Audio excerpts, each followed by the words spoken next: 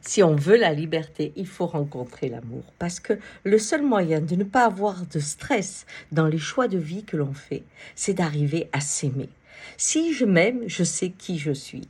En sachant qui je suis, eh bien, j'ai pas de regret si je suis un ours de ne pas aller comme les abeilles m'activer en groupe. Je suis content dans ma solitude et dans mon isolement. Vous voyez?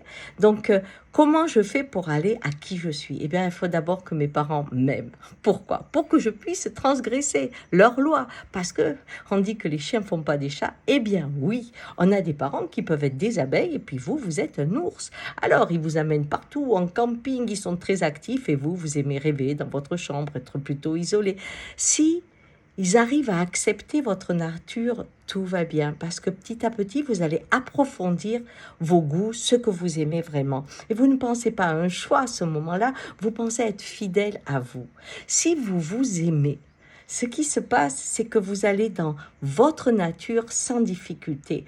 Que vous soyez un castor, on vous dit, oh, tu es toujours en train de construire des trucs. Ben oui, mais c'est votre nature. Vous n'avez pas d'autre choix. Non, vous célébrez qui vous êtes. La difficulté qu'on a, c'est que cette particularité de chacun n'est pas la façon dont on a construit notre monde.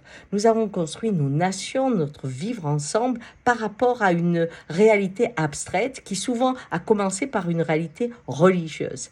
Et là, on a mis tout le monde dans la même espèce, je dirais, avec un livre. Si je suis le livre, j'ai pas le stress du choix, j'ai pas besoin de savoir qui je suis. Il y a une méthode qui me dit où je vais et comment je dois aller à tel ou tel endroit. Vous voyez, à partir du moment où on commence à rencontrer la liberté, on rencontre se différencier, être unique. Et cette route qui mène à soi, c'est celle qui mène à l'amour de soi. Et là aussi, on a un problème parce que si je dis je m'aime, je me trouve extraordinaire, etc., on va vous dire, ben alors quelle prétentieuse, c'est pas possible, tu te prends pour qui? Vous voyez les gens très heureux d'être eux, quand ils marchent, on dirait, ah là, il se prend pour qui celui-là? Parce que nous, pour rester dans un monde collectif d'une vision qui est uniforme, eh bien, on va taxer, regarder de travers celui qui ose affirmer sa particularité. Quand vous vous aimez, vous rencontrez la liberté.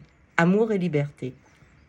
Son conjoint, croyez-moi, c'est le plus beau couple que vous puissiez trouver. Car, n'oubliez pas, on dit, aime ton prochain comme toi-même. Ce qu'on oublie, c'est que ce toi-même, très souvent, il va être maltraité, mal aimé. Alors, aimez-vous d'abord, votre prochain viendra après. Ciao!